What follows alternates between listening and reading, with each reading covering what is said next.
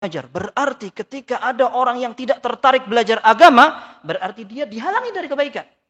Kalau ada orang yang mendapatkan kesempatan belajar, bahkan tertarik sampai menikmati belajar, membaca, menghafal, berdiskusi, kemudian mendengarkan nasihat para ulama, bisa menikmati. Kemudian ada orang tidak tertarik, cukup. Ya. Sepekan sekali sudah merasa berjasa. Seperti Syekhul Islam. Alhamdulillah udah hadir. Ya, ada orang enggak sama sekali. Sholat juga enggak. Ya, akhi. Ini tidak akan memajukan Islam sama sekali. Tidak merugikan Islam juga. Ketika ada orang tidak mau belajar agama. Islam mahfuz. Islam itu Allah jaga. Dan Allah subhanahu wa ta'ala. Dengan segala keadilan dan kemurahannya. Akan memilih beberapa golongan. Memperjuangkan agama Islam sampai akhir zaman. La tazalu ta'ifatun min ummati 'alal haqqi mansurin la yadurruhum man khadhalahum hatta ya'ti amrullahi wa hum kadzalik. Kata Rasulullah SAW, akan ada sekelompok umat ini yang akan senantiasa ditolong oleh Allah. Diganggu oleh orang-orang yang pengen mencelakakan mereka, tidak masalah. Tidak ngefek, sekalipun mereka terlukai. Akan tetapi mereka akan tetap berpegang, disiplin, konsisten dengan agama sampai datang ketentuan Allah Azza wa Jalla, dan mereka dalam keadaan seperti itu. Masalahnya tidak ada jaminan apakah kita termasuk orang yang ditolong atau tidak. Sehingga ketika ada orang belajar agama, keuntungannya bukan untuk Islam, tetapi untuk kita sendiri. Yang pertama kali mengambil keuntungan adalah kita. Maka ini menjadi sebuah motivasi. Ketika seorang belajar agama, sekalipun dalam usia yang kita katakan sudah bukan terlambat, karena tidak ada terlambat dalam ibadah. Innamal a'malu bil khawatim. Sungguhnya keuntungan sebuah amal, kesuksesan atau tidaknya dihitung dari bagian akhir. Maka dalam sebuah athar dari Umar bin Khattab radhiyallahu anhu, ketika beliau mengatakan tazawwadu qabla an tusawwadu, hendaklah tafaqahu qabla an tusawwadu, dalam Sahih Bukhari disebutkan, hendaklah kalian mempelajari agama sebelum kalian dijadikan tokoh. Sebelum kalian ditokohkan masyarakat, ditanya orang alim, ditanya, dijadikan referensi, belajar sebelum dijadikan seperti itu. Kata Al-Bukhari rahimahullah, wa ba'da an tusawwadu. Kalian belajar agama sebelum ditokohkan, dan sesudah ditokohkan juga harus belajar agama. Kemudian Imam Bukhari rahimahullah mengatakan, kebanyakan para sahabat belajar setelah mereka tua. Setelah mereka berumur dan dibutuhkan oleh kebanyakan orang. Maka tidak ada alasan untuk tidak belajar, dan innamal a'malu bil khawatim. Kemudian ikhwas sekalian, belajar agama menjadi keuntungan dan tanda bahwa seseorang memang dekat dengan Allah Azza wa Jalla, dikehendaki kebaikan. Dan ini tidak banyak orang yang mendapatkan. Sebagaimana kita sampaikan dalam nasihat Al-Ajuri rahimahullah, pilihan. Maka memang tidak banyak orang yang mendapatkannya. Allah Azza wa Jalla menyatakan, yu'til hikmata man yasha. Allah Subhanahu wa ta'ala akan memberikan hikmah kepada orang yang ia kehendaki. Ada pernyataan Imam Malik rahimahullah, disebutkan oleh Ibnu Katsir dalam tafsirnya, ketika menafsiri kata-kata hikmah, beliau katakan dengan kata-kata yang bagus sekali. Beliau katakan, wa innahu la yaqa'u fi qalbi annal hikmata hiyal fiqhu fid din wa amrun yuqdhifuhu Allah fi qalbil 'abdi min rahmatihi wa fadlih. Dan sungguhnya ada terbesit dalam hatiku bahwa makna hikmah yang terkandung dalam firman Allah dalam dalil yang banyak, yu'til hikmata man yasha wa laqad atayna Luqmana al-hikmata. Ya. Hikmah yang dimaksudkan di dalam Al-Quran artinya adalah pemahaman agama. Dan itu merupakan sebuah perkara yang Allah berikan kepada seseorang dari bagian rahmat dan karunia-Nya. Wa ma yubayyinu dzalika, kata Imam Malik rahimahullah, engkau akan bisa membuktikan hal itu, annaka tajidu rajulan aqilan bi amri dunya dza nadharin fiha. Engkau mendapatkan sebagian orang ahli, profesional, betul-betul tahu seluk-beluk bagaimana cara mencari ma'isyah, kaya, berhasil, merubah batu menjadi emas. Masya Allah. Bagaimana caranya dia mendapatkan kekayaan? Ada orang seperti itu. Antum sampai, wah ini kayak gini udah nggak bisa ditiru. Jual apa aja jadi. Subhanallah. Ini kelebihan dari Allah subhanahu wa ta'ala. Sebagian sahabat juga seperti itu. Ya. Sebagian sahabat, ada orang yang seandainya, kata Rasulullah SAW, seandainya qalabat turab, wajada zahaban. Atau kama qala sallam. Seandainya orang ini membalikkan tanah, dia akan mendapatkan emas. Ya, karena pandai sekali berdagang. Akan tetapi kata Imam Malik rahimahullah, bukan seperti itu. Beliau katakan, engkau mendapatkan ada orang yang ahli dalam urusan dunia. Wa tajidu akhar dha'ifan bi amri dunyahu. Engkau mendapatkan sebagian orang yang lain, dia lemah dalam urusan dunia. Aliman bi amri dinihi basiran bihi. Tapi engkau melihat orang itu alim dalam hal dunia, agama. Dalam agama dia tahu. Bahkan dia menjadi orang yang ahli dalam urusan agama. Tajidu anna Allah yu'tiha iyyahu wa harramahu hadha. Engkau memperhatikan orang ini Allah lebihkan daripada orang yang tadi. Orang ini bisa dibikin paham. Sementara orang tadi tidak. Siapa yang buat itu? Allah Azza wa Jalla. Dua-dua ini kalau seandainya dimanfaatkan bisa menjadi modal untuk menghadap Allah Azza wa Jalla.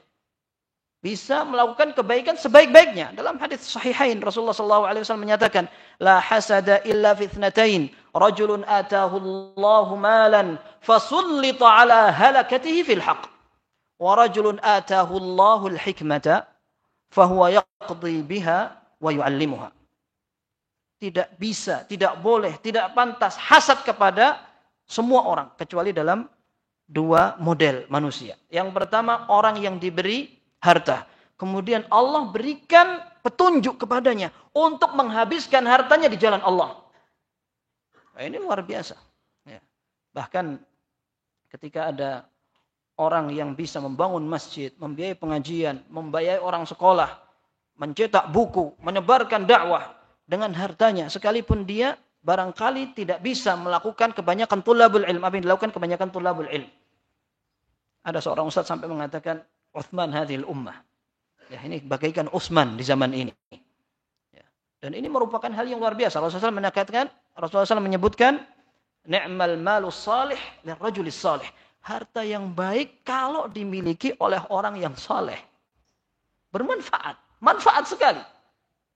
Bagaimana Rasulullah SAW ketika bahagia melihat Utsman radhiyallahu anhu, ketika kaum muslimin kesulitan, dalam kondisi butuh, Utsman bin Affan memberikan banyak harta di jalan Allah Subhanahu wa taala. Ma darra Utsman ba'dal yaum.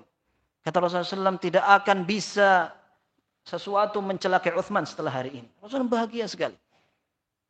Tapi sebenarnya bukan semata-mata karena kekayaan Utsman sehingga Utsman radhiyallahu anhu menjadi seorang yang istimewa. Akan tapi keimanannya juga. Banyak hadis yang menyebutkan keistimewaan Utsman radhiyallahu anhu, di antaranya beliau calon penghuni surga. Kemudian beliau menjadi orang yang malu sampai malaikat malu kepada Utsman. Kemudian beliau juga suami dari dua anak Rasulullah SAW. Kemudian diberikan isyarat oleh Rasulullah SAW bahwa ada khulafaur rasyidin ba'di. Beliau termasuk. Banyak keistimewaan. Akan tetapi bukan hanya sekedar kekayaan. Akan tetapi beliau ketika menjadi seorang figur yang soleh dan kuat, maka beliau bisa memanfaatkan kekayaannya untuk kebaikan. Dan yang kedua adalah orang yang diberikan ilmu oleh Allah, diberikan hikmah, kemudian dia menjadikan hikmah atau ilmu atau pemahaman agama sebagai modal untuk menjadikan hukum, pijakan, dan dia mengajarkannya. Dan memang betul, tidak ada orang yang bisa merasa hasad, merasa iri dengan orang yang menjadi pejabat dan dia menjadi orang yang bijak dalam memberikan kebijakan dan keputusan. Jarang orang seperti itu. Jarang sekali. Terlebih seorang pejabat, seorang alim, orang kaya, kurang apa? Umar bin Abdul Aziz rahimahullah, beliau adalah seorang alim. Beliau tinggal di Madinah aslinya. Hafal Al-Quran, belajar di majlis para ulama. Setelah itu, beliau mau tidak mau harus ditunjuk sebagai pejabat. sebagai gubernur. Kemudian setelah itu ditarik menjadi penasehat sampai akhirnya beliau menjadi seorang khalifah. Ya. Dan sejarah mengatakan bahwa sejarah umat Islam dari sejak zaman bergulirnya Khulafaur Rasyidin sampai zaman ini kaum muslimin sudah terbiasa dipimpin dengan para pemimpin yang memiliki kekurangan. Setelah bergulirnya Khulafaur Rasyidin, kecuali Umar bin Abdul Aziz. Hanya 2 tahun memimpin, kemudian beliau bisa menebarkan keadilan setelah sebelumnya ada kezaliman. Kalau Khulafaur Rasyidin setelah dipimpin oleh Rasulullah SAW. Ya, akan tapi bukan tanpa tantangan. Akan tapi Umar bin Abdul Aziz sebelumnya terjadi banyak sengketa dan beliau kembalikan kezaliman kepada orang lain. Beliau pimpin dengan keadilan dan ilmunya. Ya, ini merupakan sesuatu istimewa yang jarang didapatkan. Orang kaya juga barangkali tidak puas dengan kekayaannya. Dia ingin menjadi pejabat.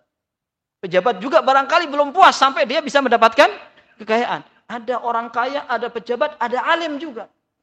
Seringkali orang memandang bahwa keuntungan itu hanya ada pada dunia. Imma jabatan, imma kekayaan.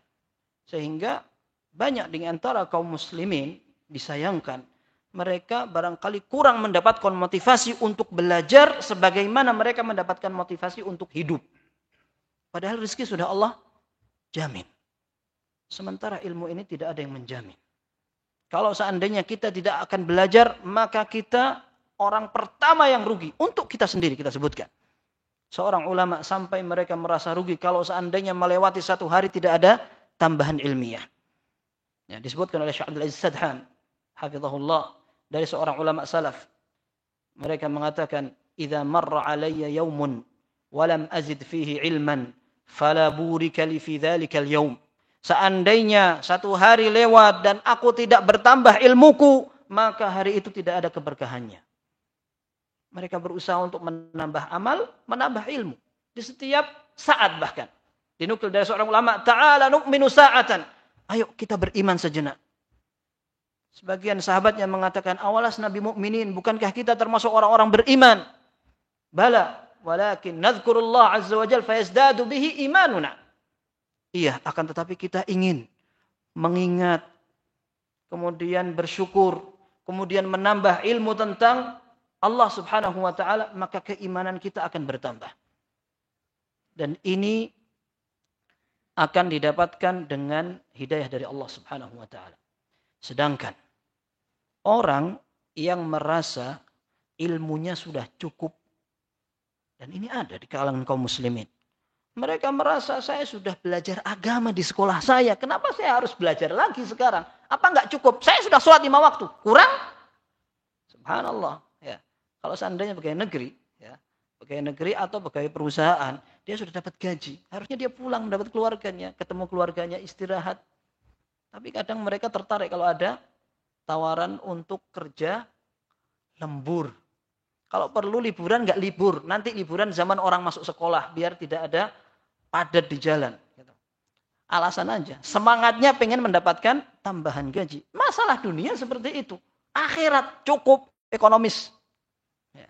Itu menjadikan atau menunjukkan betapa ilmu seseorang masih dangkal. Karena semakin kuat ilmu seseorang, maka dia akan semakin takut kepada Allah Subhanahu wa taala. Laisal ilmu bikathratir riwayah, innamal ilmul khasyah. Kata Ibnu Mas'ud radhiyallahu anhu, ilmu itu tidak sekedar banyaknya hafalan, akan tetapi takut kepada Allah. Maka salah seorang ulama ketika beliau mengomentari firman Allah, innama yakhshallaha min ibadihil ulama, sesungguhnya yang takut kepada Allah adalah hamba-hambanya yang berilmu, beliau mengatakan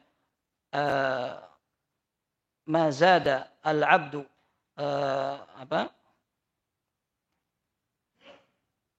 yang jelas maknanya adalah semakin banyak ilmu seseorang, maka dia akan semakin bertakwa kepada Allah Subhanahu wa taala. Ya. Artinya orang yang akan bertakwa kepada Allah Subhanahu wa taala adalah orang yang mengenal Allah. Ya. Dan tidak mungkin orang beribadah kepada Allah tanpa ilmu. Hanya bermodalkan atifah, perasaan, atau modal semangat saja, hamasa, atau hanya ikut-ikutan. agama kita dibangun di atas landasan dalil yang kuat.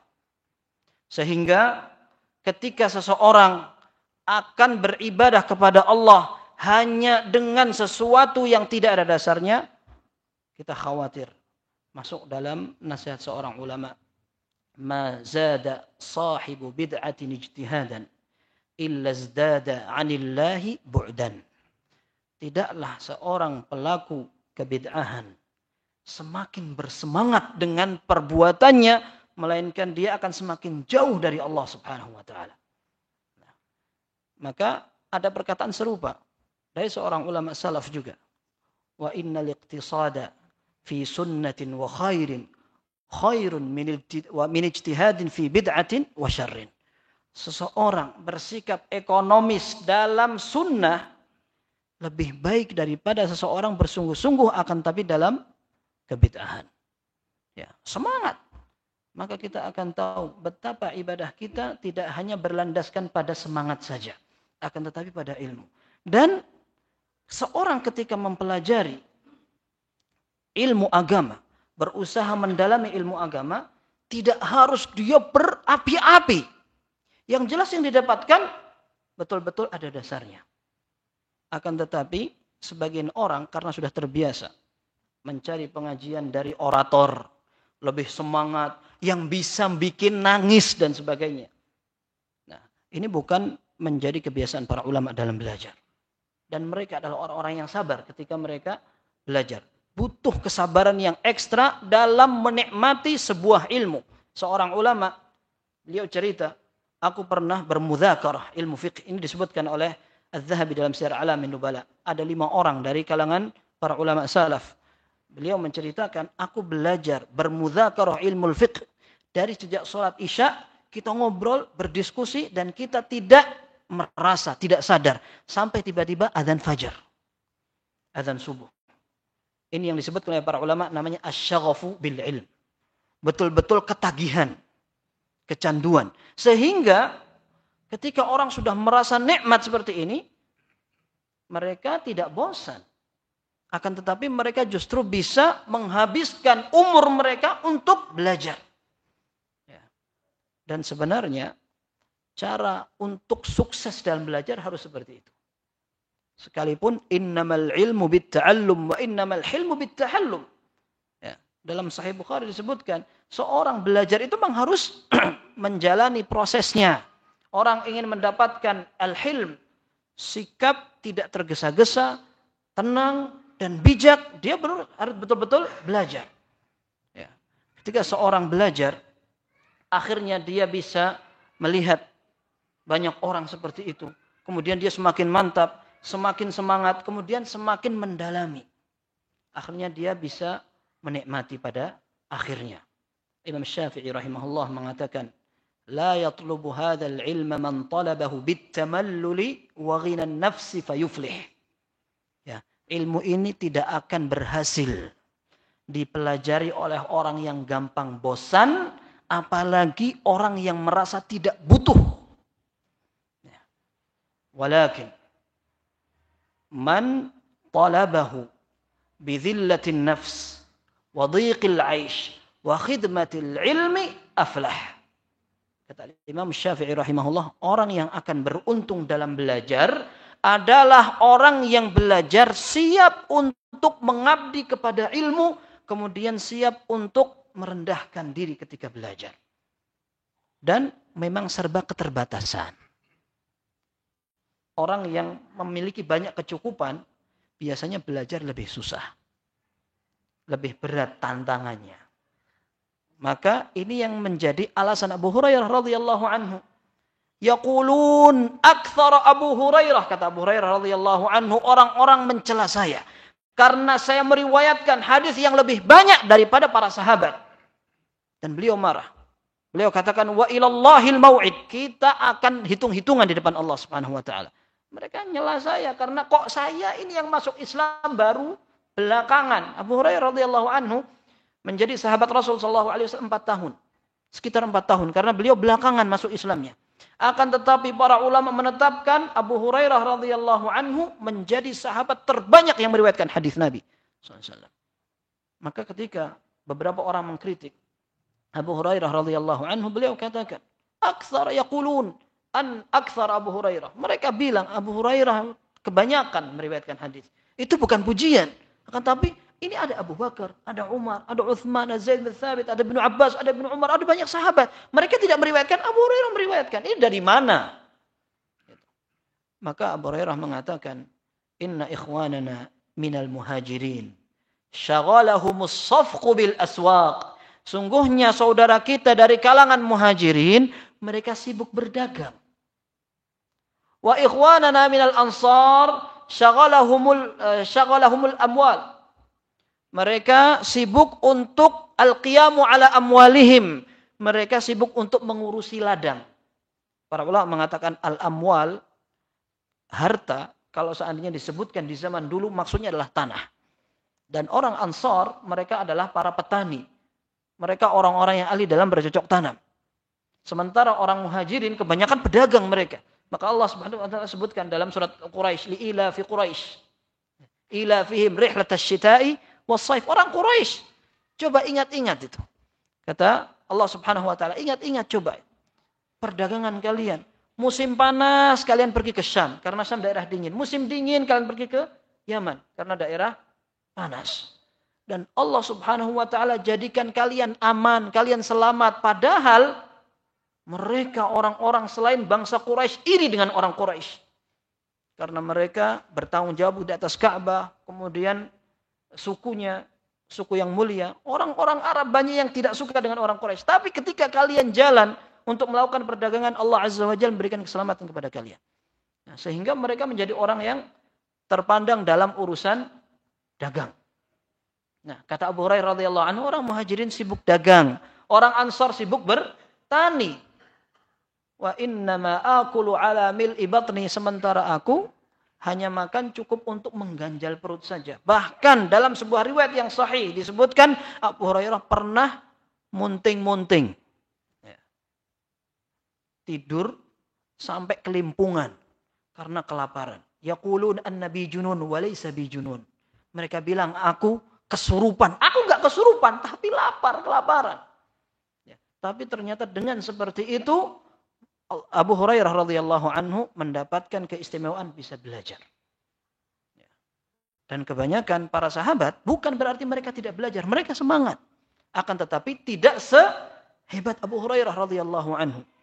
Maka ketika Abu Hurairah radhiyallahu anhu bertanya kepada Rasulullah sallallahu alaihi wasallam, "Ya Rasulullah, man as'adun nasi bi syafa'atika yaumal qiyamah?" Ya Rasul, siapa orang yang paling berbahagia dengan syafaatmu pada hari kiamat? Kata Rasulullah sallallahu, "Aku berharap tidak ada orang bertanya kepadaku sebelum engkau, karena aku melihat."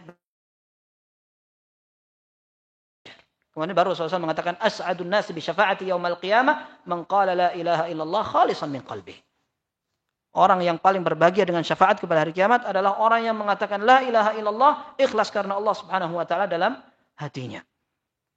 Ini menunjukkan belajar ketika seseorang dalam kondisi terbatas. Kita katakan fakir sekali, ya. Orang fakir juga susah, berat. Ya. Dan sering dijadikan alasan. Ya. Wah, saya nggak cukup waktu untuk belajar. Saya harus cari ma'isyah, itu kan wajib. Sementara belajar hukumnya sunnah. Yang penting saya cukup untuk beribadah kepada Allah Subhanahu wa taala. Alasannya saya harus mencari nafkah. Tapi itu memang betul-betul alasan yang bisa masuk akal. Ya. Tapi tidak tidak mutlak benar. Karena orang yang kelebihan harta biasanya juga susah untuk belajar. Masalahnya adalah karena hidayah dari Allah Subhanahu wa taala. Orang mendapatkan kesempatan belajar, mendapatkan pilihan dari Allah Subhanahu wa taala. Apalagi kalau dia bisa belajar dan bisa mendapatkan ma'isyah yang cukup. Ini yang ideal. Ya, jadi ketika akan mencari pengajian tidak perlu mencari donatur. Ya, karena dia sudah bisa mendonasi sendiri. Ya, ada orang kaya, pinter, bertakwa, kemudian dia mujahid. Masya Allah, kita kira-kira bayangannya gimana? Ada orang kayak gitu, itu kelebihan dari Allah Subhanahu wa taala. Beberapa ulama seperti itu. Seperti Abdullah bin Mubarak rahimahullah. Beliau meninggal tahun 181 Hijriah. Seorang alim, ahli hadis, kaya. Beliau kalau mau naik haji, Beliau kumpulkan orang-orang Maru. Beliau dinisbatkan kepada daerah Maru, Al-Marwazi, daerah Rusia kalau sekarang. Beliau tinggal di sana. Kalau akan melaksanakan ibadah haji disebutkan dalam Syiar A'lamin Nubala karya Az-Zahabi rahimahullah, Abdullah ibn Mubarak rahimahullah kumpulkan orang-orang kampungnya yang akan haji bersama dia. Beliau katakan kumpulkan semua persiapan haji kalian. Uang dinar yang dikumpulkan untuk persiapan menunaikan ibadah haji kumpulkan semua, dikasih nama oleh Abdullah bin Mubarak. Kemudian dimasukkan ke dalam surah. Surah itu kantong, kemudian setelah dimasukkan ke dalam kotak. Setelah itu Abdullah bin Mubarak yang membiayai kepentingan mereka. Datang ke Madinah, diberikan makanan, minuman, pakaian. Kemudian setelah ditanya, adakah hadiah khusus yang dipesan dari negara kalian? Oh iya, ini. Dibelikan sama Abdullah bin Mubarak. Rampung sampai Mekah. Begitu lagi. Sampai selesai dari sana, balik ke daerah Maru. Untuk bayangkan dari Mekah ke Rusia. Ya, dari dulu nggak ada pesawat. Jalan mereka. Sampai sana diadakan hafal. Pesta. Setelah berhasil menunaikan ibadah haji. Setelah itu, uang yang tadi dimasukkan ke dalam kotak, dikeluarkan, dikembalikan semua ke orang-orang itu. Beliau ini adalah seorang alim, hafalannya kuat, mujahid, jawad. Kata Hafidz Ibnu Hajar rahimahullah, ketika beliau menyebutkan tentang biografi Abdullah bin Mubarak Al-Marwazi, beliau katakan, alimun thiqatun thabtun jawadun mujahidun jumi'at fihi jami' hisalil khair. Beliau ada seorang alim, hafalannya kuat, terpercaya, kemudian mujahid, dermawan, dan semua kebaikan dikumpulkan ke Abdullah bin Mubarak. Bahkan dalam riwayat Syiar A'lamin Nubala disebutkan ada beberapa orang bilang, ayo sekarang kita ngobrol. Semua sifat yang baik kita sebutkan. Pemurah, senyum, orang yang perhatian. Dan semua yang mereka sebutkan ada pada Abdullah bin Mubarak. Dan bayangkan kalau ada orang yang seperti itu cukup enak sekali. Dan Abdullah bin Mubarak bukan berarti orang yang tidak perhatian pada akhirat karena sibuk dengan dunia. Tidak. Beliau bahkan punya kitab namanya Az-Zuhd. Kitab Az-Zuhd Ibnu Mubarak terkenal. Ya. Ada 100 bab, sekitar 100 bab di situ. Beliau susun hadis-hadis tentang anjuran untuk zuhud terhadap dunia. Dan beliau pernah dikritik orang. Antum ini berbicara tentang akhirat, berbicara tentang zuhud. Sementara antum berdagang, bisnis antum ini gimana, kata beliau. Kata beliau, ini untuk membuat aku mulia di depan orang. Dan untuk bermodal menghadap Allah subhanahu wa ta'ala. Ni'mal malus salih lirrajulis salih. Harta yang baik kalau dimiliki oleh orang yang baik, yang saleh juga. Sehingga apakah bisa orang kaya dan zuhud? Bisa. Imam Ahmad pernah ditanya. Ya. Apakah bisa orang kaya menjadi zuhud? Bisa. Idza lam yafrah bi ziyadatihi wa lam yahzan bi nuqsanihi. Kalau orang kaya itu tidak terlalu bahagia ketika hartanya bertambah dan tidak terlalu sedih ketika hartanya berkurang. Berarti orang kaya bisa zuhud. Yang fakir belum tentu zuhud. Ya. Jadi yang paling memprihatinkan, tidak kaya, tidak alim. Ya. Sementara banyak orang yang milih salah satu. Ya. Dan dua-duanya ini merupakan keistimewaan. Ya. Kalau ada orang kaya, Allah Azza wa Jalla mengatakan, Allah bimbing dia. Dalam hadis yang sahih tadi dikatakan, Rajulun atahullahu malan fasullita ala halakatihi fil haq. Orang kaya, tapi Allah kasih bimbingan untuk menggunakan kekayaannya dalam kebaikan. Maka ini adalah hal yang istimewa. Ya. Dan satunya, orang berilmu, beramal dengan ilmunya, bisa mengajarkan, bahkan dalam riwayat tadi, dalam riwayat Ibnu Mas'ud radhiyallahu anhu, wa huwa yaqdi biha. Dia bisa menggunakan hikmah yang Allah berikan kepadanya untuk menjadikan keputusan kalau dia qadhi. Dan dulu, para ulama dijadikan qadhi. Sampai ada istilah qadhil qudah. Qadhil qudah itu artinya qadhinya para qadhi. Ketika seorang betul-betul memiliki ilmu yang sangat besar. Sebagian ulama tidak mau dengan sebutan itu. Qadhil qudah itu adalah pujian yang sangat berlebihan. Karena keputusan itu dengan Allah subhanahu wa ta'ala. Kita hanya menjalankan syariat. Ya. Termasuk di antaranya Hafidz Ibnu Hajar rahimahullah. Beliau sampai diberikan gelar Qadhil Qudah. Ya. Dulu para ulama, mereka diminta bahkan dipaksa untuk menjadi qadhi. Dan disebutkan oleh para ulama, qadhi itu merupakan jabatan yang sangat terpandang. Karena biasanya orang tidak akan dijadikan qadhi kecuali karena ilmunya banyak. Dan ini menjadi ciri khas para ulama pada saat mereka tidak bisa dipengaruhi dengan harta. Bahkan tidak bisa dipengaruhi dengan para penguasa. Salah satu yang dikisahkan oleh Imam Malik rahimahullah, dikisahkan tentang Imam Malik. Ketika beliau diminta untuk ngajar anak-anak sultan di rumahnya. Di istananya. Minta waktu agar Imam Malik datang ke istana untuk mengajari anak-anaknya. Kata Imam Malik rahimahullah, perintah itu milik antum. Karena antum pemilik kebijakan.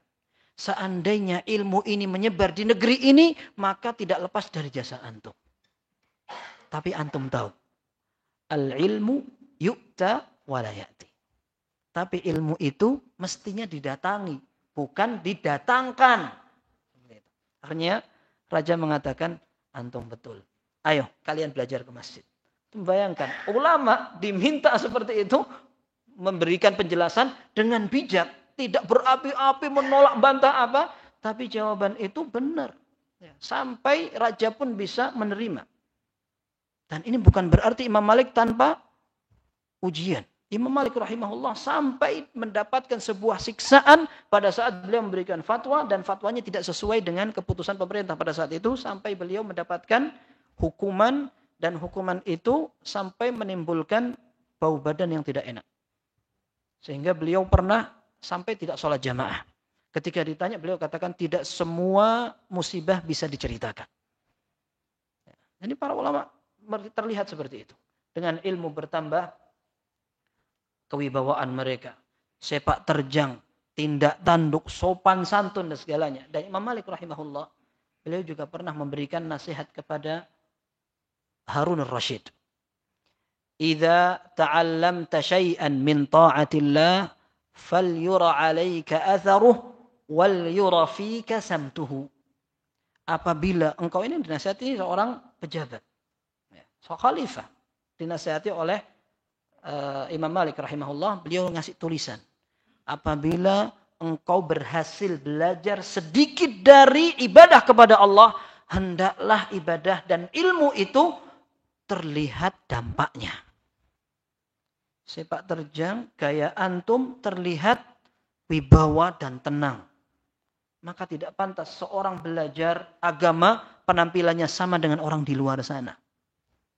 Seorang ulama mengatakan, Asim An-Nabil, beliau mengatakan, Abu Asim An-Nabil, beliau mengatakan, Man talaba hadzal haditha faqad talaba a'la umurin nas fayajibu an yakuna a'la umurid din fayajibu an yakuna khairan nas. Orang yang bisa mendapat kesempatan belajar ilmu hadis, dia telah belajar urusan agama yang paling tinggi. Maka sudah sepantasnya dia menjadi orang terbaik. Ya. Maka orang belajar agama kesempatan dari Allah Azza wa Jalla, petunjuk, keistimewaan, karunia dari Allah. Hendaklah kita bersyukur. Dan kita berupaya untuk menambah ilmu kita. Tidak merasa cukup. Bahkan bangga dengan apa yang sudah kita ketahui. Dan ini menjadi penyebab ketika seseorang justru terharang dari tambahnya ilmu. Ketika dia menyangka bahwa ilmu dia sudah cukup. Ya. Disebutkan oleh Syekh Abdul Aziz Ad-Dahan. Beliau menukil dari Ibnul Jauzi rahimahullah dalam Sayyidul Khatir.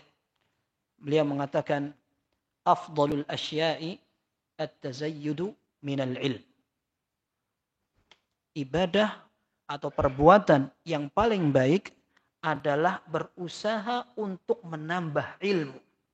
Kata Hafidz Ibnu Hajar rahimahullah, Allah Azza wa Jalla tidak perintahkan Rasulullah sallallahu alaihi wasallam untuk minta tambahan selain ilmu. Wa qur rabbi zidni ilma. Katakan wahai Muhammad, ya Allah tambahkan kepadaku ilmu.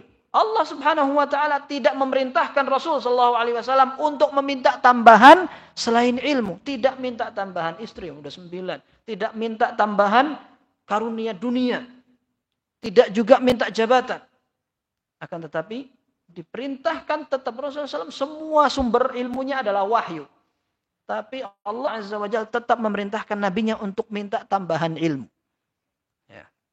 Dan ini disebutkan oleh Ibnu Jauzi rahimahullah. Beliau katakan bahwa hal yang paling bagus untuk kita kerjakan adalah menambah ilmu. Fa innahu man iqtasara ala ma ya'lamuhu wa dhanna annahu kafiyan istabadda bi ra'yihi. Karena orang yang menganggap cukup dengan apa yang dia tahu saja dan dia katakan saya tidak perlu nambah ilmu lagi, dia akan istabadda bi ra'yihi. Dia akan bangga dengan pengetahuannya. Bangga dengan pandangan dan pilihannya. Ya. Wa sara ta'dhimuhu li nafsihi mani'an minal istifadah. Bahkan ketika dia bangga dengan ilmunya, kebanggaan dia dengan ilmu itu akan menghalangi dia untuk menambah ilmu lagi. Ya. Wal mudzakaratu tubayyinu khata'ahu. Dan ketika seorang berdiskusi, pada saat itu terlihatlah kesalahan-kesalahan dia. Selama ini saya merasa ini benar. Oh ternyata kok ada pendapat lain. Antum bayangkan coba. Para penuntut ilmu yang pemula. Biasanya mereka akan diuji oleh Allah dengan fanatik. Fanatik dengan gurunya. Ketika melihat sholat orang berbeda. Sesat ini. Ya, subhanallah. Padahal yang sholat juga sama-sama belajarnya, sama-sama menerapkan sunnahnya. Ya, begitu lihat, oh sholatnya beda. Ini siapa ini? Ya, antum dapat dari mana? Oh, antum dapat dari mana? Nggak tahu, dari pengajian aja. Ya, alhamdulillah masih dapat dari pengajian. Tapi minimal seorang ketika beribadah, dia perlu yakin bahwa amal ibadahnya ada dasarnya. Kemudian perlu belajar lagi. Sehingga ketika dia menghadapi perbedaan dalam ibadah, perbedaan itu ada yang betul-betul beda. Sehingga memang harus dipilih salah satu. Ada perbedaan itu yang disebutkan oleh para ulama namanya ikhtilaf tanawwu'. Ikhtilaf tanawwu' itu artinya perbedaan yang bisa saling melengkapi. Dan tidak setiap perbedaan ikhtilaf tanawwu'. Orang salah kaprah juga bisa dalam hal ini. Mereka mengatakan, antum lihat taman. Ya. Alangkah indah ketika bisa dilengkapi dengan bunga yang warnanya merah, ada yang kuning, ada yang putih. Seandainya semuanya hijau, kayak rumput, mati itu taman. Mereka bilang begitu. Iya, tapi tidak semua bisa dibuat ilustrasi seperti itu. Ini kita sebutkan karena perbedaannya ikhtilaf tanawwu'. Ya. Perbedaan yang bisa saling melengkapi. Ketika ada orang ingin membaca iftitah, subhanakallahumma bihamdika tabarakasmuka wa ta'ala jadduka wa la ilaha ghairuka. Allahumma ba'id baini wa baina khataayai. Kemudian ada yang bilang kabira walhamdulillah katsira subhanallah ini wajah tu wajah. Bagus semua, tidak ada masalah. Pilih ini satu saat, pilih ini satu saat. Ya.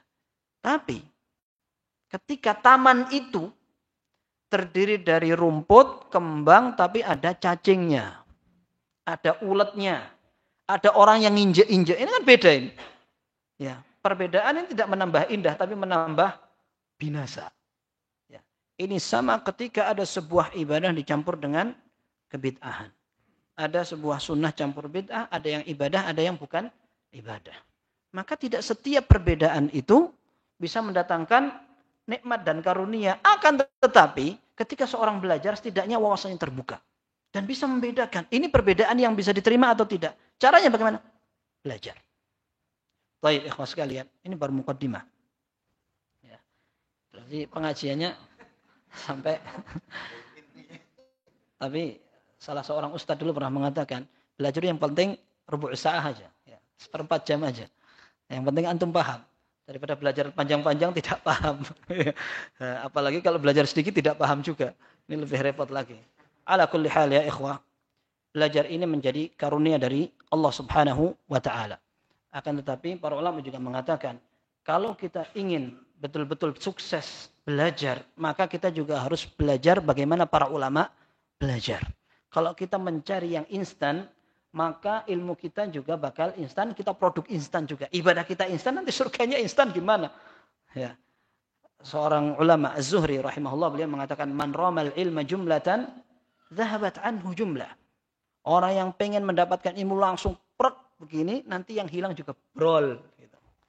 Ya, jadi susah. Belajar itu harus sedikit-sedikit, kemudian ditulis, dihafalkan, diamalkan, diajarkan. Dan tidak harus seorang belajar, kemudian tidak ngajar sampai dia menjadi Syekhul Islam. Ya, sampai jadi seorang alim baru dia sampaikan. Tidak harus seperti itu. Bahkan seorang belajar pun tidak harus menjadi ulama. Ya. Salah seorang masyayikh ditanya, Syekh, saya ini belajar nggak paham-paham. Bagaimana saya akan menjadi seorang alim gitu? Maka jawaban Syekh itu, saya lupa apakah Syekh Saleh Fauzan atau siapa.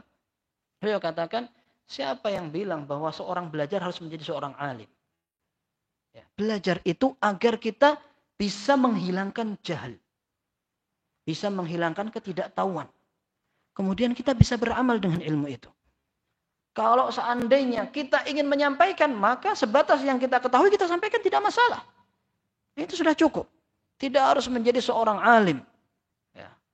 Dan ada sebuah pernyataan dari seorang ulama salaf namanya Sa'id bin Jubair rahimahullah. Beliau katakan, "Idza kana al-mar'u la ya'muru bil ma'ruf wa la yanha 'anil munkar hatta la yakuna fihi syai' ma amara ahadun bima'rufin wala naha an munkar." Seandainya seseorang tidak boleh beramar ma'ruf nahi munkar sampai tidak punya dosa sama sekali, tidak punya cacat, tidak punya kekurangan sama sekali, maka tidak bakal ada yang beramar ma'ruf nahi munkar. Tidak masalah, seorang punya kekurangan, bahkan bisa jadi seorang terjerumus ke dalam sebuah dosa. Dia bukan dilarang untuk melarang dari perbuatan dosa karena dia masih melakukan. Tidak. Dia tetap dianjurkan untuk melarang orang. Sambil berusaha memperbaiki diri sendiri. Karena orang yang betul-betul bersih itu tidak ada. Maka kata Imam Malik rahimahullah, ketika beliau menukil perkataan Sa'id bin Jubair, sadaqa rahimahullah. Beliau katakan, betul itu. Pernyataan Sa'id bin Jubair betul. Waman alladhi la yakunu fi syai'. Siapa orang yang betul-betul bisa bersih? Ya. Maka ketika orang memberikan nasihat, bukan berarti dia sudah bersih. Ketika seorang mengingatkan, bukan berarti dia sudah tidak lupa. Akan tapi di sini ada anjuran memang untuk bertawasi bil haq wa tawasau bis sabr. Untuk saling menasihati tentang kebenaran dan kesabaran. Maka ikhwah sekalian, belajar ini juga merupakan jalan yang berat. Kalau memang kita betul-betul ingin menggapai hasil yang maksimal. Illa man yassarahullah, kecuali yang Allah Azza wa Jalla berikan kemudahan. Dan Allah Azza wa Jalla akan berikan petunjuk bagi orang-orang yang serius. Walladzina ihtadaw zadahum huda. Orang-orang yang berusaha mencari jalan petunjuk, kita akan tambahkan petunjuk untuk mereka. Ya, orang yang betul-betul bersemangat, konsentrasi untuk beribadah kepada Allah, Allah Azza wa Jalla akan berikan mereka kekuatan. Ya, maka dalam sebuah hadis yang dinilai hasan atau sahih diriwayatkan oleh Imam At-Tirmidzi, Rasulullah sallallahu alaihi wasallam menyatakan, "Man khafa adlaj, wa man adlaja balaghal manzil. Ala inna sil'atallahi ghaliyah, ala inna sil'atallahi al-jannah." Orang yang takut tidak akan berhasil sampai pada tempat tujuan, maka dia perlu bersungguh-sungguh nambah jatah perjalanannya. Adlaj artinya jalan di malam hari. Memang ada sunnahnya. Rasulullah SAW mengatakan barang siapa yang safar, kalau dia bisa melakukan perjalanan malam hari, jalan malam hari. Karena fa'innal arda tutwa bil lail. Karena bumi ini dilipat pada malam hari. Tapi para ulama mengatakan bumi enggak dilipat-lipat begitu. Akan tetapi ketika perjalanan malam hari, panas tidak begitu terasa. Kemudian ketika orang tidur, kita bisa mendapatkan jalan yang lowong. Maka kata Rasulullah SAW dalam hadis yang sahih, barang siapa yang takut tidak bisa sampai ke tempat tujuan, maka dia perlu menambah semangatnya untuk berjalan. Dan barang siapa yang sudah memulai perjalanan itu, dia yang akan sampai ke tempat tujuan. Dia yang akan sampai ke rumahnya. Kemudian beliau mengingatkan, ala inna sil'atallahi ghaliyah. Ingat bahwa barang yang Allah tawarkan itu mahal. Ala inna sil'atallahi al-jannah. Ketahuilah bahwa yang Allah tawarkan adalah surga. Dan surga banyak jalan untuk menuju ke sana. Akan tetapi sangat disayangkan pada saat orang tidak bisa memanfaatkan satu saja dari jalan Allah Subhanahu wa taala itu. Jalan untuk menuju ke surga. Banyak sekali. Kita pernah mendengar dalam hadis yang sahih bahwa Rasulullah SAW menyatakan ada pintu surga yang khusus untuk masuknya orang-orang yang puasa, namanya Ar-Rayyan. Faman kana min ahli shalah dakhala min babis shalah, kata Rasulullah SAW. Barang siapa yang termasuk orang-orang yang selalu melakukan salat, dia akan masuk surga dari pintu orang-orang yang salat. Faman kana min ahli jihad dakhala min babil jihad. Barang siapa yang termasuk orang-orang yang selalu melakukan jihad, dia akan masuk ke surga dari pintu jihad. Ya. Tapi satu pintu pun tidak bisa. Ini rugi sekali. Padahal ada orang yang bisa masuk dari semua pintu, ditawarkan semua karena dia melakukan semuanya. Hadis ini sahih. Ketika Abu Bakar radhiyallahu anhu mengatakan tidak harus kita ini masuk dari semua pintu itu. Karena orang masuk ke dalam surga dari satu pintu sudah cukup. Akan tetapi Abu Bakar bertanya, hal yud'a ahadun min tilkal abwabi kulliha? Wahai Rasul, betulkah ada memang orang yang akan dipanggil dari semua pintu itu? Kata Rasulullah SAW, na'am wa arju an takuna minhum. Iya, dan aku berharap engkau termasuk mereka. Dipanggil dari semua pintu surga. Masya Allah. Ya. Masuk surga itu mau ditempatkan di mana saja sudah beruntung. Dan itu sudah sukses. Allah Subhanahu wa taala mengatakan faman zuhziha 'anil nar wa udkhilal jannata faqad faz. Barang siapa yang sudah diselamatkan Allah dari api neraka sampai masuk surga, dia sudah beruntung, sudah sukses, dia sudah menang, sudah masuk surga. Mau di mana tempatnya? Mudah-mudahan kita nggak usah mampir ke neraka. Ya, tapi ada orang yang sampai masuk ke neraka, mampir sampai mendapatkan gelar al-jahannamiyun. Ya, mantan penduduk neraka. Mereka malu dengan orang-orang yang telah mendahului mereka. Dan dalam hadis yang sahih dikatakan bahwa orang-orang penduduk surga mengatakan mereka adalah orang-orang yang masuk ke surga dengan rahmat Allah Subhanahu wa taala, walam ya'mal khairan qattu. Mereka tidak pernah beramal sedikit pun, tapi mereka masih punya tauhid. Dan Allah Azza wa Jalla menghendaki dengan kebijaksanaan dan keadilannya mereka masuk ke neraka dulu. Kata Rasulullah SAW, inni la a'lamu akhira rajulin dukhulan ilal jannah wa akhira rajulin khurujan minan nar. Kata Rasulullah SAW, aku tahu orang terakhir keluar dari neraka dan terakhir masuk surga. Yukhayyalu qila lahu udkhil jannah. Allah Azza wa Jalla akan mengatakan kepada dia, masuklah surga. Kemudian orang itu dibuat seolah-olah surga sudah penuh. Fayukhayyalu ilaihi annaha mal'a. Allah Azza wa Jalla tampakkan kepada orang ini bahwa surga sudah penuh. Kemudian dia balik lagi, ya Rabb wajadtuha mal'a. Ya Rabb, surganya sudah penuh. Akhirnya Allah Azza wa Jalla mengatakan, idhab fadkhulil jannah. Kamu pergi sana, masuk. Dia datang ke sana mau masuk, khayyalu ilaihi annaha mal'a. Dibikin bayangan bahwa betul-betul sudah penuh. Sampai 3 kali, akhirnya Allah Azza wa Jalla mengatakan, idhab fadkhulil jannah fa inna laka bimithli ad-dunya ma fiha wa bi 'ashri amsalha kama qala sallallahu. Kamu masuk di sana, kamu masih punya jatah 10 kali lipat yang ada di dunia. Langitnya dan buminya. Kemudian dalam riwayat itu dikatakan, atadhaku bi wa antal malik? Ya Allah, apakah kamu mentertawakan aku sementara engkau adalah sang raja? Dan Rasulullah SAW ketika menceritakan itu, beliau tertawa sampai terlihat gigi taringnya. Menunjukkan bahwa orang terakhir yang masuk surga saja jatahnya segitu, nggak usah khawatir. Itu yang masuk surga belakangan, gimana yang duluan? Ya. Dan dalam hadis yang sahih dikatakan bahwa orang-orang penduduk surga ini mereka akan saling melihat orang-orang di atasnya seperti kita melihat ada bintang di atas. Kelip-kelip, nggak kelihatan dan tidak ada hasad. Wah, jatahku nggak seperti yang itu, nggak disebutkan seperti itu. Yang penting masuk surga aman sudah. Yang repot itu kan nggak masuk surga, na'udzubillah.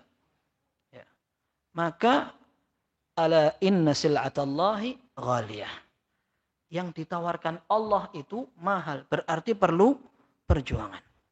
Maka seorang ingin menerapkan hadis Nabi sallallahu alaihi wasallam, "Man salaka tariqan yaltamisu fihi ilman, sahhalallahu lahu bihi tariqan ilal jannah." Barang siapa yang mau belajar, menempuh cara dalam menuntut ilmu, mendalami agama, maka Allah akan mudahkan dia untuk masuk ke dalam surga. Karena memang ketakwaan, keikhlasan, kemudian kuatnya keimanan tidak bakal dapat diraih kecuali dengan ilmu. Tidak bisa orang belajar tanpa ilmu, orang beribadah tanpa ilmu, orang mau mendekatkan diri dengan Allah Subhanahu wa taala tanpa ilmu tidak bisa. Ya, orang nangis-nangis ya Allah gini-gini ya, habis nangis-nangis sampai luar saat lagi. Ini sudah masuk waktu Isya. Jam berapa? Ini masih belum bahas sama sekali. Jam berapa ini azannya? Surabaya lebih cepat dari Banyuwangi ya? Ini jam 6:30 lewat. Ini jamnya benar tadi? Hah? Ya Allah, udah jam 7, subhanallah. Anak dari tadi ngelihat itu. Anak pikir masih 6:30, santai. Iya. Khairan, insyaallah.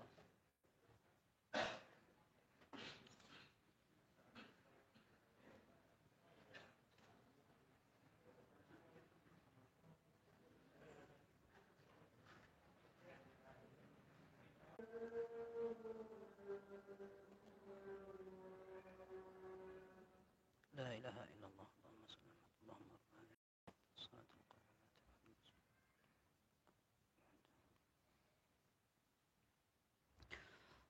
Baik. Ini berapa menit dari azan sampai qomat? 10 menit. Setengah jam. Masya Allah. Allahumma barik. Anda pernah diberitahu sama sebagian jamaah. Ya. Kajian terserah antum Ustaz. Pokoknya setengah malam. Gak apa-apa. Masya Allah. Anak semangat. Habis itu pada protes. Loh, katanya gak apa-apa, semangat sekali katanya. Ngawur itu yang ngomong tuh. Masyarakat sudah gusar itu. Masya Allah. Baik, ala kulli hal. Ada hadis yang pernah disampaikan oleh Anas bin Malik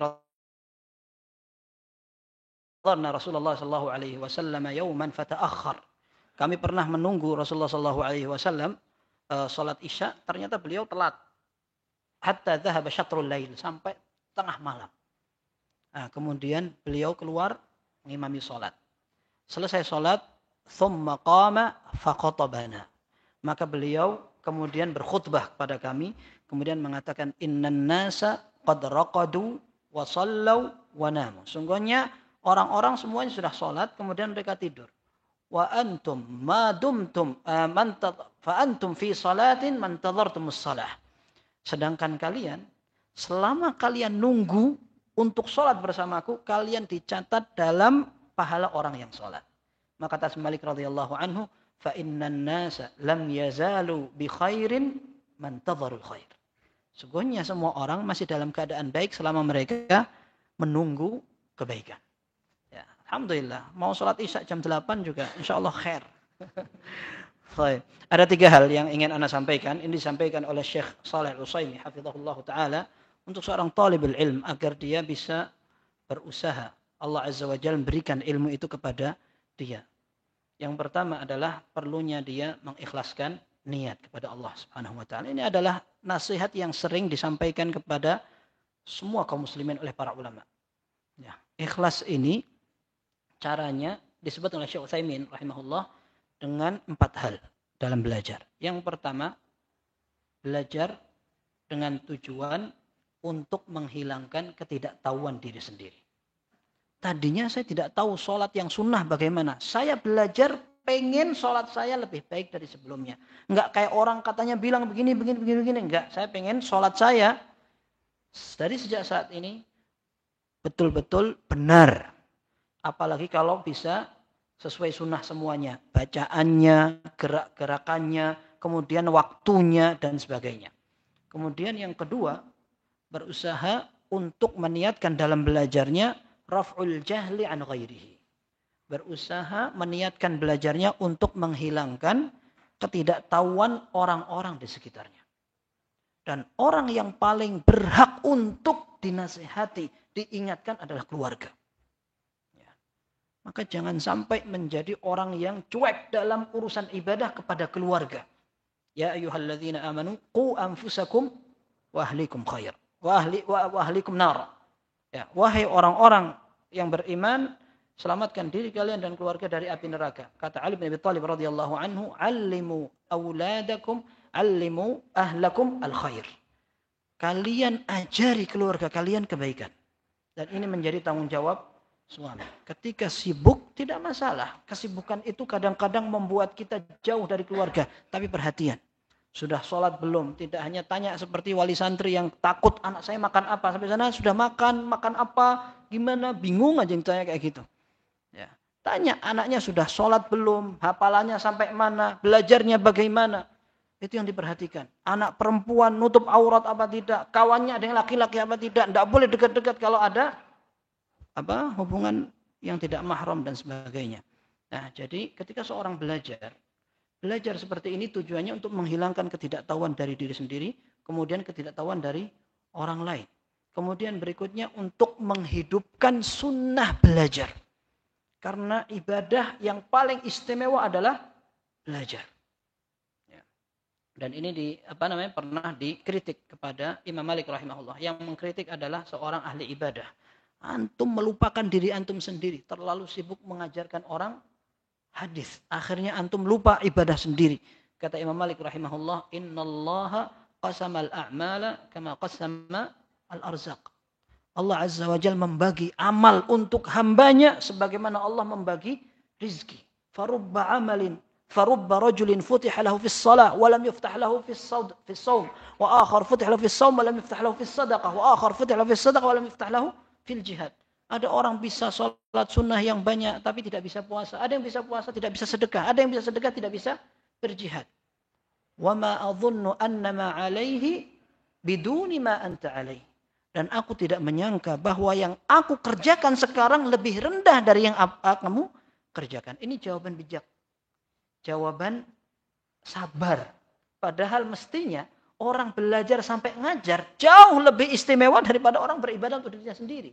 Wa fadlul alimi 'alal 'abidi ka fadlil qamari 'ala sa'iri al-kawakib. Kata Rasulullah SAW, keistimewaan seorang alim daripada seorang ahli ibadah seperti bulan dibanding bintang. Nah, tapi ini jawaban yang bijaksana dari seorang Imam Malik rahimahullah. Beliau mengatakan, wa arju an yakuna kilana ala khair. Dan aku berharap masing-masing dari kita berada dalam kebaikan. Tapi ini ada pelajaran penting juga. Bahwa seorang alim terkadang tidak selamat dari celaan dan kritikan. Yang lebih parah dari itu, yang kritik orang lebih rendah. Gitu. Nah, kalau antum jalan, kemudian dikritik sama orang gila, gendeng kon. Gitu. Kalau antum ladeni, antum kan jadi gendeng juga. Ya kan? Nah, maka tidak setiap kritikan antum layani. Ya. Bahkan terkadang sebuah pertanyaan, kalau seandainya memicu permasalahan, maka antum diamkan. Al-A'mash rahimahullah, seorang ahli hadis, Sulaiman bin Mihran Al-Kahili Al-Kufi, beliau mengatakan as-sukutu jawab. Terkadang diam itu merupakan sebuah jawaban yang tepat. Ala kulli hal, seorang ketika ikhlas dalam belajar, tujuannya adalah untuk menghidupkan sunnah dalam belajar dan perintah Rasul sallallahu alaihi wasallam. Kemudian yang keempat, dia berusaha untuk melaksanakan perintah Islam. Ya. Jadi tujuannya untuk melaksanakan. Terserah nanti saya jadi alim apa enggak, yang penting saya belajar. Ya. Oh itu Masya Allah, orangnya dengar langsung hafal. Itu hibah dari Allah. Itu kelebihan dari Allah. Tapi tidak mesti itu bentuk taufik. Tidak mesti orang seperti itu beruntung. Kelebihan Allah kasih. Akan tapi tidak semua orang yang diberikan kelebihan, kemudian mereka sadar dan memanfaatkan kelebihannya. Ya, Syekh Abdul Salam Asywair mengatakan, saya punya kawan, dia bisa mengulangi khutbah plek dari awal sampai akhir. Hafalannya kuat. Ini kawan sekolah beliau waktu di SMA. Kalau tidak salah beliau cerita seperti itu. Subhanallah, khutbah dia dengarkan, habis itu diulang seperti disampaikan. Tapi subhanallah, insyaqal bid dunya. Orang itu akhirnya sibuk dengan urusan dunia, akhirnya hafalannya tidak bermanfaat, sia-sia.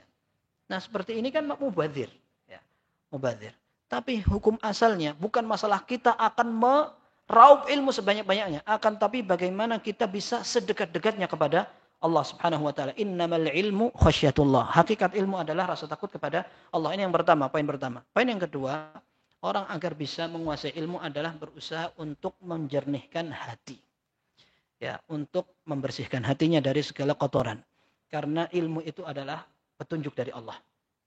Seorang ingin ilmunya jernih, bermanfaat, maka dia harus siapkan hatinya agar bersih. Bukan berarti saya masih kotor, berarti saya tidak hadir di majelis ilmu sekarang. Tidak seperti itu. Justru dia berupaya dengan menghadiri majelis ilmu agar hatinya bersih. Mendapatkan komunitas yang soleh sehingga dia menjadi soleh. Ya, maka Syekh Shalih Al-Utsaimin mengatakan ilmu itu bagaikan sebuah pelita di kaca. Ya. Petromak gitu ya. Petromak itu lampu yang tahu zaman Petromak berarti sudah tua. Ya. Saya dulu waktu masih kecil Petromak itu sampai dijadikan alat untuk jemur pakaian karena sering hujan kayak hari-hari sekarang ini. Ya, akhirnya ada kerangkeng kurungan ayam itu tengahnya dikasih petromak, kemudian bajunya digantung di situ. Masya Allah, zaman itu. Ketika saya masih kecil. Sebelum balik. Ya. Tapi syahidnya, petromak itu, kalau kacanya bening, maka cahayanya bisa sempurna. Akan tapi jika seandainya kotor, maka akan kelihatan di sana belentong-belentong. Karena kotor kacanya. Cahayanya sempurna, tapi tempatnya yang tidak bersih. Sebagaimana air putih dimasukkan ke dalam wadah yang kotor. Wadahnya kalau seandainya bersih, airnya kelihatan jernih. Tapi ketika air putih mahal juga, tapi ada nodanya, ada bekas tintanya, tercemar itu. Maka ada sebuah nasihat dari seorang ulama namanya Sahal bin Abdullah At-Tasturi rahimahullah, haramun ala qalbin an yadkhulahu an-nur atau an yadkhulahu al-ilm wa fihi syai'un mimma yakrahuhu Allah. Haram hukumnya ada hati yang masih ada sesuatu maksiat atau kotoran yang dibenci oleh Allah akan dimasuki ilmu yang jernih. Maka kita harus berusaha untuk membersihkan diri. Dan itu bukan berarti kita semua sudah sukses kemudian baru ngajak-ngajak. Tidak. Kita semua memiliki kondisi yang sama. Ya, kita berusaha untuk saling mengingatkan, menasihati agar kita bisa sama-sama bertolong-menolong dalam mendekatkan diri kepada Allah Subhanahu wa taala. Yang ketiga, perlu belajar dari para ulama, memiliki himmah atau tekad yang kuat dalam belajar. Kalau enggak punya tekad itu enggak bisa. Antum coba lihat, pekerja itu kenapa harus bisa lembur, pekerjaan capek, badannya tetap berangkat. Itu subhanallah ya, orang-orang pegawai perusahaan itu kadang-kadang shift mereka itu jam 1 itu. 1 malam. Ya bisa bangun itu berangkat sebelum jam 1. Karena tahu pekerjaan saya ini ada konsekuensinya, ada hak kewajibannya dan ada yang menguntungkan. Ya. Jadi tekadnya bisa membuat dia bangun malam, kerja profesional, tengah malam. Itu belum tambah lemburnya, kadang sampai 24 jam kerja. Istirahat sebentar-sebentar aja, bisa kerja lagi, subhanallah. Ya, itu karena tekadnya yang tinggi. Apalagi kalau punya target, bayar hutang, bikin rumah, mau nikah, atau mau apa, biasanya dia semakin kuat. Ya, maka ibadah kalau seandainya kita punya target biasanya lebih semangat. Ya. Saya tidak ingin ketinggalan takbiratul ihram imam minimal 1 pekan dari sekarang. Beda dengan orang ya nanti kalau udah qomat berangkat. Kan banyak yang kayak gitu. Adzan baru adzan, qomat baru qomat. Jumatan sering ketinggalan dan dapat endok aja enggak. Ya.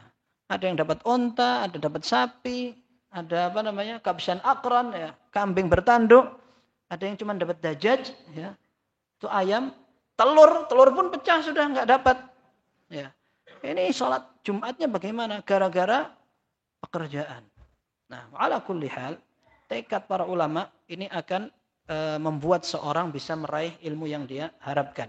Kata Junaid, seorang ahli ibadah, beliau mengatakan, ma talaba ahadun syai'an bisidqin wa jiddin illa nalahu fa illam yanal kullahu nala ba'dahu. Tidak ada orang yang bersungguh-sungguh dalam menggapai satu tujuan kecuali dia akan dimudahkan untuk mendapatkannya. Kalau dia tidak mendapatkan semua, dia dapat sebagiannya. Kita lihat bahwa orang belajar butuh perjuangan, terkadang butuh paksaan. Terkadang butuh paksaan. Imam Ahmad rahimahullah, beliau akan belajar keluar dari rumahnya. Kadang musim dingin. Musim dingin itu kita nggak ngerasakan di sini. Enak, Indonesia itu daerah Khatul Istiwa, daerah Khatul Istiwa enak sekali. Saat dingin-dinginnya ya paling berapa tuh? Lebih dingin kalau sampai masjid pakai AC, ya kan? Nah, belajar pakai AC, masya Allah. Khawatir salah doa nanti. Bismillahirrahmanirrahim. Ya. Jadi ketika musim dingin Imam Ahmad pengen keluar sebelum subuh, ibunya bilang, hatta yu'adzinan nas, tunggu dulu, nggak usah cepat-cepat keluar sampai adzan subuh. Imam Ahmad pengen keluar sebelum subuh.